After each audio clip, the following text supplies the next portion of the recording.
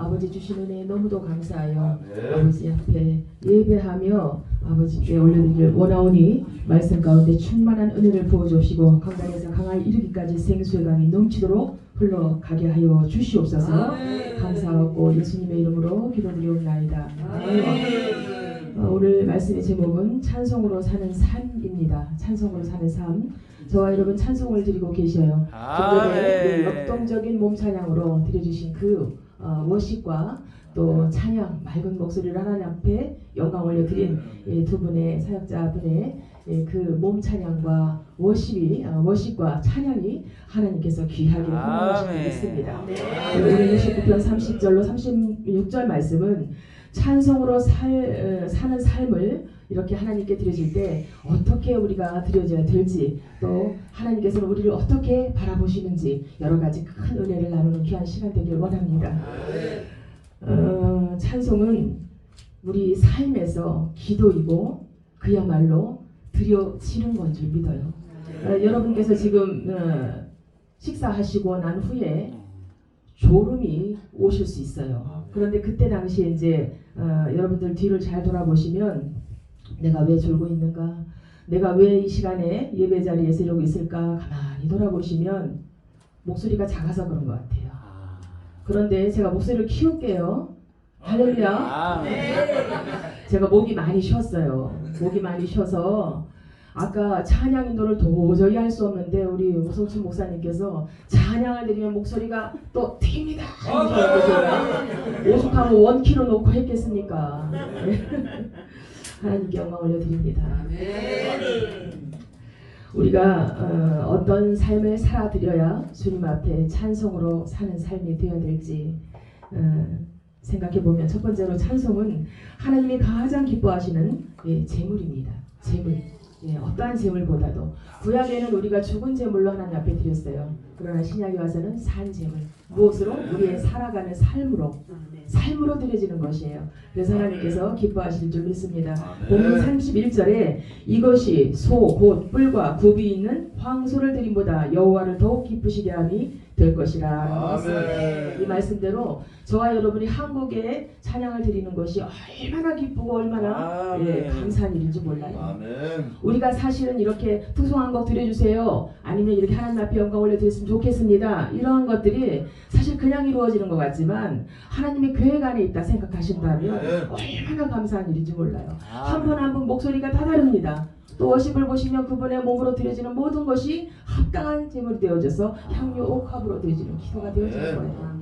그래서 이제 저희가 하는 일이 찬양 가수들이 오시면 그분의 키와 그분이 해야 될 찬양과 나름대로 그분이 우리가 옷을 입듯이 그분이 어떤 곡을 드려야 아름답게 그분이 드려줄 수 있을지를 맞춰드리는 역할을 저희가 가이드 역할을 해드리고 있는데, 한 분 한 분 보면 많은 사역을 하고 계신 분들도 있고요. 드러나지 않는 세상에서는 우리가 유명한 가수 외에 외진 곳에서 사역을 하는 분들이 참 많아요. 그죠?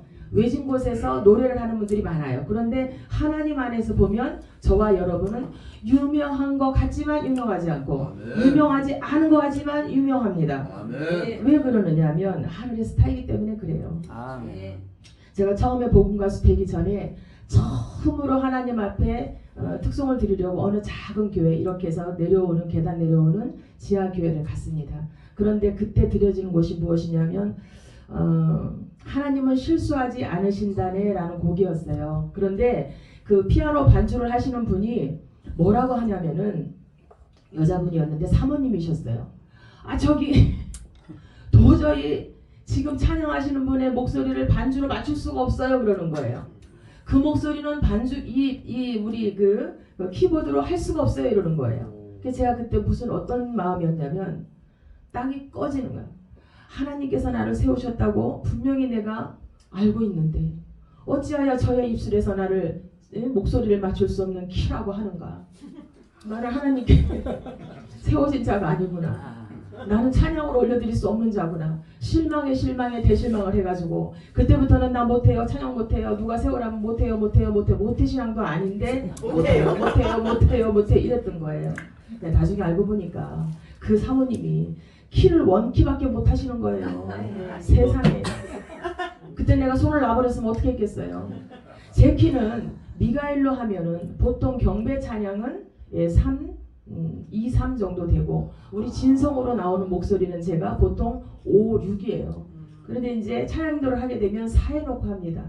그런데 그때 당시에 그거를 원키로 하는데 키 맞추 조절을 못 하시니까 이거를 반주를 그렇게 하신 난 도저히 못 한다는 거. 나는 목소리가 이상하다는 거예요. 그래서 실망에 그렇게 하다가 제가 그 이후에 몇 년 지난 후에 하나님을 찬양하는 복음 가수가 됩니다.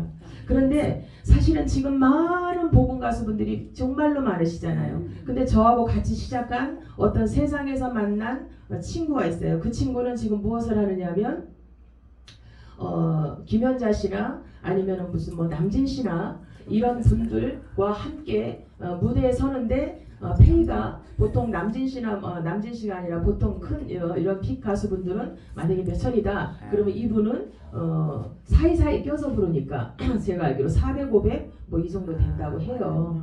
근데 그분은 그 길로 갔고 저는 하나님을 찬양하는 자가 됐어요. 그래서 근데 그분에게 제가 얘기하죠. 세상에서 그 아름다운 목소리로 그 트로트를 꺾는 것만 부르지 말고 하나님 안에 와서 하나님을 찬양하고 경배하는 자가 되었으면 좋겠다. 그래서 그렇게 지금 자꾸 얘기를 하고 있습니다. 그래서 이제 오늘 본문 말씀을 가지고 저와 여러분께서 이렇게 생각하시면 참 좋겠어요. 찬송으로 하나님을 영광 올려드리고 하나님께는 큰 영광이고 우리에게는 감사와 기쁨이 넘쳐야 될 텐데 우리의 심령이 혹여 상했다 할지라도 우리의 입술은 하나님 앞에 올려드리는 삶이 되어야 될 줄 믿습니다. 다윗이 굉장히 하나님께 기름 부음 받고 굉장한 왕위로 세우셨잖아요. 그럼에도 불구하고 많은 세월을 어둠 속에 고난 속에 환난 가운데 역경 가운데 있습니다. 그런데 그가 혼자였나요? 아니에요. 그는 많은 그 어려운 가운데 있는 자들이 늘 옆에 함께 했어요. 그래서 그들에게 본인이 겪고 있는 그 역경 가운데 그들을 위로할 수 있었고 찬양을 하는 자이고 악기를 다루는 자이므로 확실히 떠나가는 역사가 늘 있었단 말이에요. 그러니까 저와 여러분의 삶에서 찬양을 드린다는 것은요 사단의 그 권세를 무너뜨리는 강력한 힘이 있는 줄 믿습니다. 예수 보혈의 십자가의 그 능력을 저와 여러분이 아시잖아요. 정말로 능력 있는 그 권세는 예수 그리스도 하나님 아버지 말씀인데 근데 우리가 말씀을 길을 가다가 있죠. 어느 경우 이런 경우 있었습니다. 어떤 사람이 막 따라와요. 근데 여러분 이런 경우 많이 있겠지만 남자분이 막 따라와요. 밤에 따라오는데 덩치가 커. 그런데 그 남자분을 따라오는데 제가 무슨 생각을 했느냐면 막 따라오는데 제가 갑자기 어디서 그렇게 능력이 나왔는가 하나님 말씀 기도죠. 기도하면서 오니까 등을 팍 돌려가지고 바로 코앞에서 너무 빨리 돌아버렸으면 또 부딪힐 뻔했는데 그래도 잘 맞춰가지고 확 돌아서서 무엇을 했을까요? 다 그렇게 하실 거예요. 뭐 했을까요? 방언이에요. 방언. 엄청난 방언을 그렇게 딱 들으니까 이 사람이 놀래가지고 도망갑니다. 그래서 바로 부동산에 위에 불이 켜 있더라고. 거기로 막 뛰어 들어가가지고 지금 이런 상황을 얘기했더니 그 남자 사장님이 나가가지고 쫙 돌아보더라고요. 그와 같이 어둠의 권세는 우는 사자와 같이 상рим자를 두루 찾잖아요. 저와 여러분이 이 험한 세상에서 살아남는 길은 하나님을 찬양해야 됨을 알면서도 우리가 입술을 벌리질 않아요. 어느 날 심령에서 막 찬양이 올라온다. 그러면 그 찬양을 하나님께 마음껏 드리시기를 원합니다. 어느 날 저희 남편이 쓰러졌어요. 마당 하고 쓰러졌는데 그때가 밤 12시였어요. 그런데 119를 부를까 하다가 그 순식간에 무슨 생각이 드냐면 기도해야 되겠다. 근데 기도를 하는데 뭐 얼굴부터 발끝까지 하얀 그 모습이 점점 노랗게 돌아오면서 핏기가 살짝 생기는 것 같아요. 그래서 물로 다 온몸을 머리부터 발끝까지 수건으로 해서 막 닦아주고 뭐 아이는 난리 났죠. 무섭다고. 그런데 그 닦다가 어느 정도 1시간 반 정도 지나니까 이렇게 몸이 평온해 보여요. 그 옆에서 살짝 제가 긴장이 풀어지니까 살짝 눈을 감았는데 여러분께 이걸 말씀드리고 싶은 거예요. 우리가 드려지는 찬양이 예배가 무엇이 되어야 하는지를 말씀드리고 싶어요. 어디선가 천군 천사의 그 소리 있죠. 소리가 들리는데 무슨 소리냐면 베드로가 예수님을 등지고 부인했을 때 회개하는 찬양이었어요. 근데 저는 이렇게 생각했거든. 그때마다 복음 가수이면서 남편이 작곡가인데도 불구하고 무슨 생각을 했냐면 천국에서 천사들이 그렇게 우리의 복음 가수 이런 은혜의 복음성가를 부를까? 회중을 향한 찬양을 하나님 받으실까? 이런 생각을 했어요. 그런데 천군 천사가 부르는 그 수도 없이 그 많은 천군 천사가 한꺼번에 모아서 드려지는 그 찬양은요, 찬송은 뭐였냐면 베드로의 그 회개의 찬양이었어요. 은혜의 복음성가였어요. 그래서 그 곡을 그대로 어떻게 했을까요? 들고 그 음율과 그 가사를 들고 그대로 핸드폰을 가져가서 화장실에 가서 곡을 그대로 녹음을 했어요. 제 목소리로 녹음을 해서 전달을 했습니다. 남편에게 나중에 전달해가지고 이렇게 됐으니 불러달라. 만들어달라 곡을. 그렇게 해서 나온 곡이 또 있습니다. 그러니까 저와 여러분 자부심을 가지세요. 어떤 데는 보면 복음가수 하나님을 찬양하는 자들 중에 레벨이 있다고 하는데 저는 그렇게 생각을 안 하고요. 무슨 생각을 하느냐면 각기 옷이 다르잖아요. 그 옷에 따라서 하나님께서 이때는 이때가 이쁘고 우리 에스더가 왕 앞에 나아갈 때 12달을 그죠? 어떤 향으로 무엇으로 모든 것으로 정결하게 하는데 그때만큼 우리가 아수르 왕에게 나아가는 그 에스더가 가지고 있는 그 마음가짐, 몸가짐, 행해지는 모든 것들이 우리의 삶이잖아요. 우리가 연약한 가운데 있었던 때가 묻었던 무엇이 있든 그것들이 다 하나님 앞에 가는 그날까지 신부로 서는 그날까지 깨끗하게 씻겨지는 겁니다. 아름답게 세워지는 거예요. 결국에는 저와 여러분이 생명의 면류관을 받아야 할 것이고 당연히요. 그리고 또 주님의 신부로서 주님 앞에 서서 예수님의 신부로서 함께 성국잔치에 임해야 되는데 그때까지 우리가 해야 할 것은 뭐냐면 사나 죽으나 찬양이에요. 사나 죽으나 찬송이고 말씀이에요. 말씀이고 우리 앞에 삶으로 드려질 수 우리가 날마다 말씀만 계속 읊조릴 수는 없잖아요. 고린도전서 14장 15절에 보면 내가 영으로 기도하고 마음으로 기도하고 영으로 찬송하고 마음으로 찬송한다는 그 말씀대로 우리가 날마다 그렇게 기도해야 되는 거죠. 그래서 그런 삶을 살아드렸으면 좋겠습니다.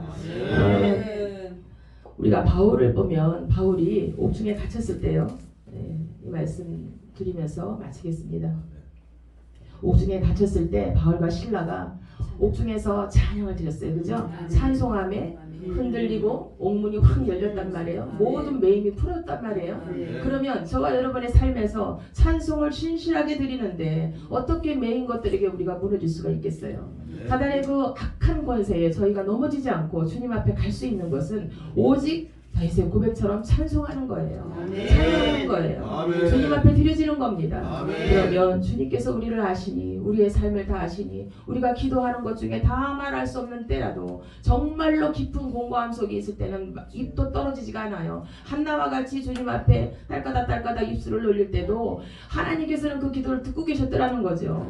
그가 엘리 제사장이 내 기도를 하나님께 들으셨다라고 말한 그 말을 받아버렸단 말이에요. 그 뒤로 먹고 마시고 아이를 가졌어요. 주님 앞에 드릴 아이를. 자, 그렇게 사무엘과 같은 귀한 종을 납니다. 우리는 지금부터 주님 앞에 서는 그날까지 찬송하며 주님께 나아갔으면 좋겠습니다. 되시기를 주님으로 축원드립니다. 감사합니다. 기도합니다. 하나님 감사합니다. 정말로 주님께 감사하여서 이렇게 주님 앞에 모였습니다. 주님 모인 우리에게 하늘의 신령한 은혜를 채워 주시옵소서. 모든 매인 것이 풀어지고 역사하심이 크신 것을 우리 눈으로 목도하게 하여 주옵소서. 감사하고 예수님의 이름으로 기도드리옵나이다. 아멘.